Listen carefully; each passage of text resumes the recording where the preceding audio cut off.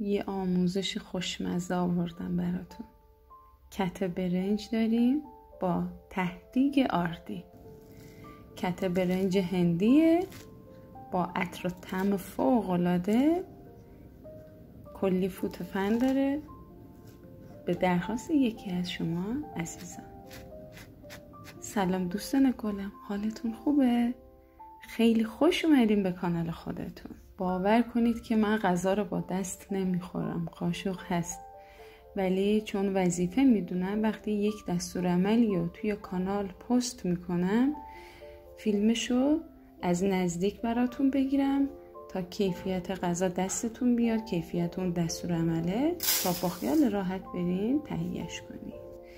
من از این لیوانای فرانسوی کوچیک استفاده کردم. برنج هندی داشتیم 5 پیمانه. خوب با آب شیر میشورمش چندین بار. ببینید اگه برنج ایرانی بود خب فقط پنجه میزنید موقع شستن، ولی برنج هندی و برنج پاکستانی رو چنگ میزنن. نگاه کنید، برنج ایرانی رو پنجه میزنیم، برنجای هندی و برنج پاکستانی رو چنگ میندازیم. من چندین مرتبه شستم تا آبش زلال بشه یا همون شفاف بشه. اجازه میدیم حدود 3 الی 4 ساعت برنجمون بخیسه با آب شیر. آبمون هم ولرمه، نه گرمه نه سرده. برنج ایرانی بود فقط 1 ساعت، ولی برنج هندی و پاکستانی 3 4 5 ساعت هم کافیه. خب بریم برای ته‌دیگمون. 1 قاشق غذاخوری آرد، 1 کم اولش آب خیلی کم بهش اضافه کنید تا آردمون به خوبی باز بشه داخل آب. آبمونم سرده، آب گرم نباشه ها، آب سرد. به خوبی هم میزنیم تا گوله گوله نشه.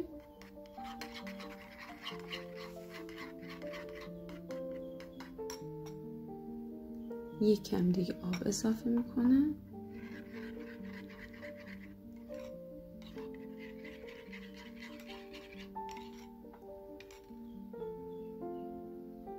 زعفران دم کرده یه ذره به خاطر خوش رنگ تر شدن ته‌دیگمون.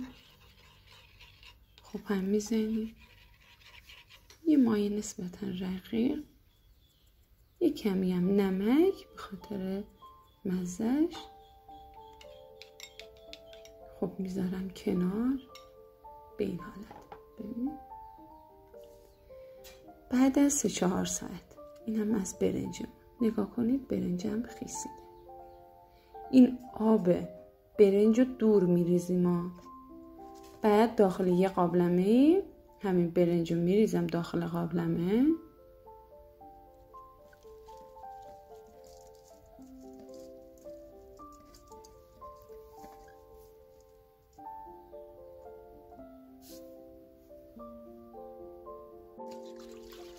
عزیزان آب به اندازه بریزید که وقتی انگشتتون رو میذارین روی سطح برنج 1 بند انگشت آب باشه روی سطح برنج، نه ته برنج. انگشتتون رو بزنین روی سطح برنج، آب 1 بند انگشت باشه.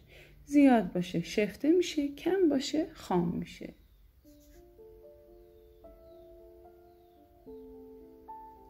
نمک اضافه میکنیم 1 قاشق غذاخوری برای 5 پیمانه برنجا.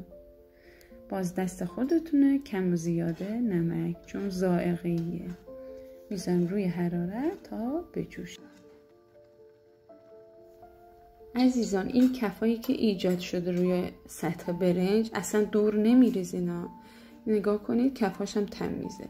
اون کفای چرکنی هست بعضی وقتا برنج میذاریم میاد توی سطح برنج. اون زمانیه که ما نمیذاریم برنج بخیسه. با عجله یه کته یه برنجی درست میکنیم که اونا رو باید حتما بگیریم و دور بریزیم. ولی خب ما اینو چند ساعت گذاشتیم خیسیده و آبشو تعویض کردیم. من 1 ملاقه خورش خوری روغن حیوانی اضافه کردم. اجازه میدیم آبش تبخیر بشه. شما به جای روغن حیوانی میتونید از کره یا روغن پخت و پز هم استفاده کنید. خب ولی روغن حیوانی یه عطر عالی به برنجتون میده.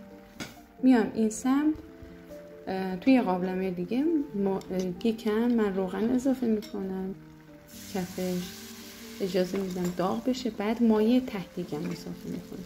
نگاه کن مایه ته‌دیگم هم کم بود همه جاشو نگیره.